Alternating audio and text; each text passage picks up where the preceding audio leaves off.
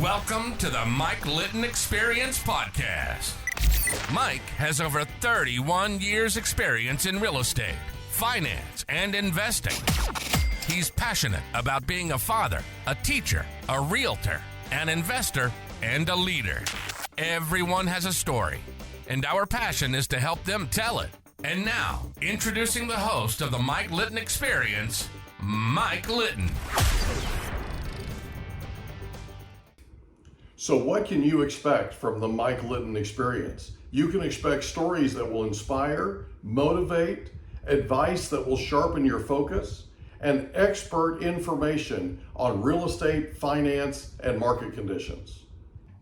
So I woke up one day and I said, you know what, I think I should run for public office. Mm-hmm. Of course, people had been telling me about it and whispering in my ear. And I remember I talked to my wife, and she goes, "Here we go again. You and another crazy idea. But if that's what you want to do, fine. It's never boring. Support, you know." And that's so my wife. She goes, "Sure, if you want to do that, let's go do it." So I did run for Chula Vista City Council. It was a campaign. I never expected to win, but it's something that I wanted to do. So I campaigned for a good year and a half, and of course I did not win. But it was one of those experiences that I wouldn't change it for the world. Mm-hmm. The relationships I built, the friendships that I made along the way, the things that I learned, how I changed my perspective, I will not trade that for anything. I think it was an amazing, really, really hard, some valuable lessons, some hard lessons. Some things that I wouldn't wish on anyone. But it just, one of a chapter in my life that I speak about often. What was the number one thing you learned running for office? So, the one thing that I learned is, much like business, running for office is about winning. And I, like most people that get inspired, we come up with ideas and we just want to go in there and change the world, and we come up with all kinds of, policies, but that's not what it's about. Because if you don't win, you don't get to do any of that. That's true. So what I learned is, to run for public office, you have to have a really good platform. You have to have a very clear message and a compelling reason why you're running. And B, you have to have a really good marketer. So I think that's when my marketing skills, being in business, kind of sort of came to play. And in fact, I used, a lot of people say, "Man, it's like, who's your marketing?" I was like, "Well, you're looking at it," because, and then other things that I learned is politics really wasn't what I thought it was. It was something very different. Do you elaborate? It was that to make a change, it had to start with you. So I think I went in thinking that I was going to change the world, but really it was me that really was changed along the way, if that makes sense. Okay. And that you have to be open to this idea of changing, that you couldn't go in there with this rigid set of ideas, that's not how communities work, that's not how they thrive. That at best, if you're lucky enough to win, your job first and foremost is to become a listener. Your job is to listen, to learn, and learn as much as you can about their constituents. It's about your ideas, but it's about taking all of their ideas and then use your intellectual property to then be able to build consensus. Because if you know anything about local government, you need the majority vote to do anything. It's all about. So you could be full of ideas, but if you're not able to build those critical relationships, then you really can't do anything. And politics can be very complex because you are dealing with emotion, you're dealing with multiple personalities and lots of different interests. Yeah, Everybody and has the district that I ran in something had they a want. population of about 65,000 people.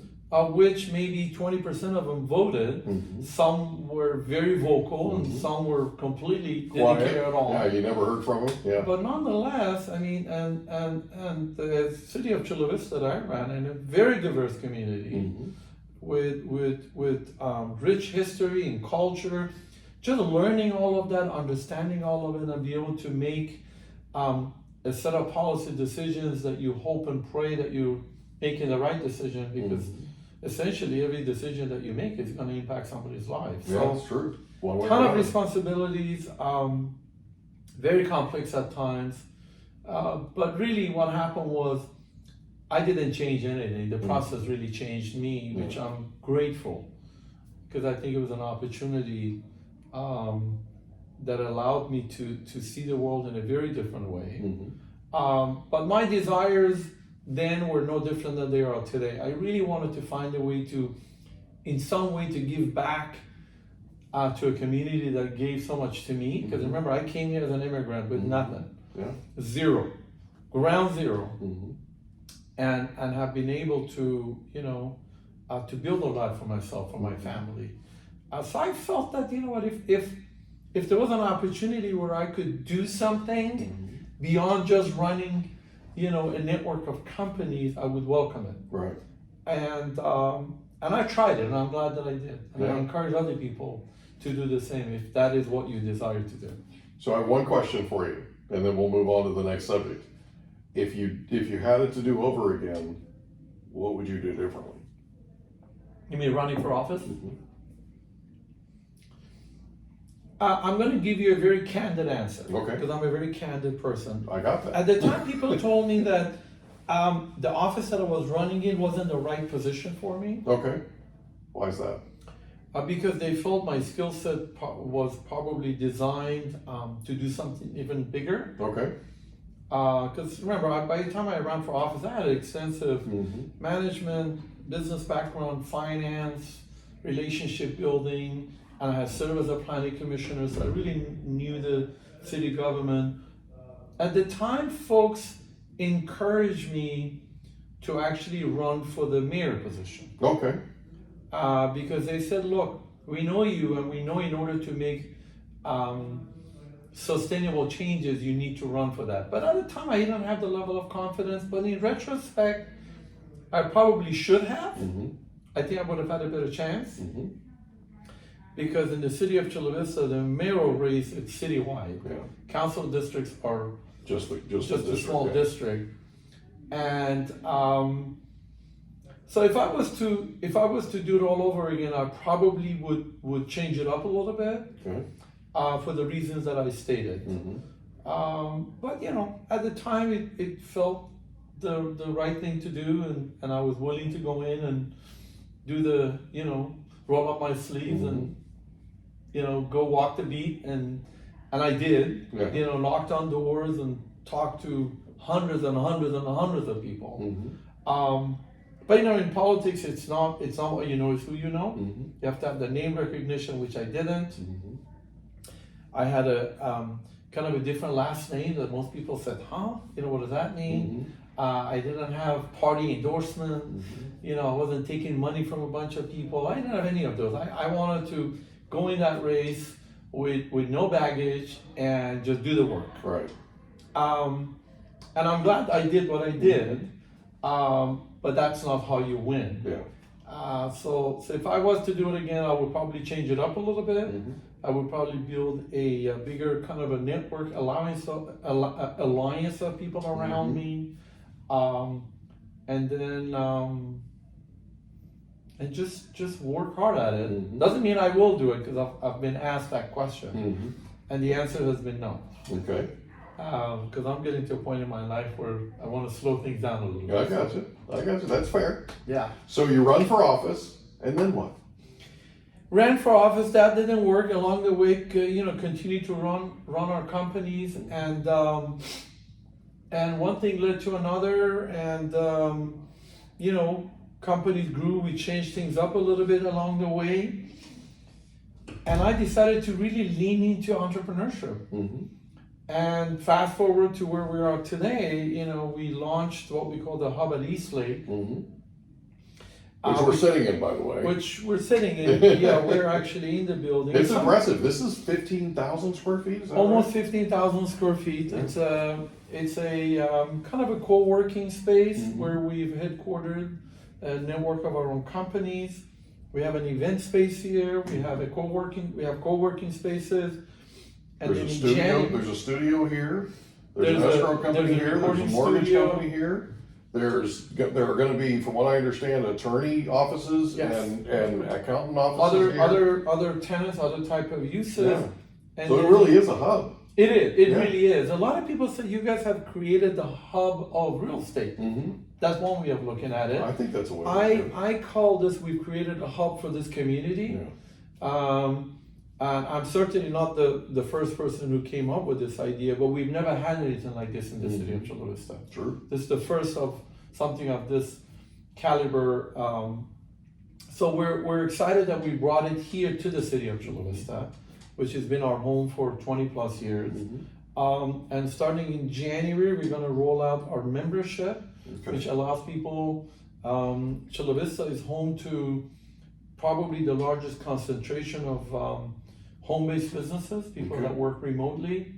So this is going to offer them an opportunity to have a place where they can meet with clients and use all the facilities and all the resources that are available. So like a WeWork kind of thing. Kind of a WeWork kind of a thing, but you know, we gave it a little different twist. Yeah.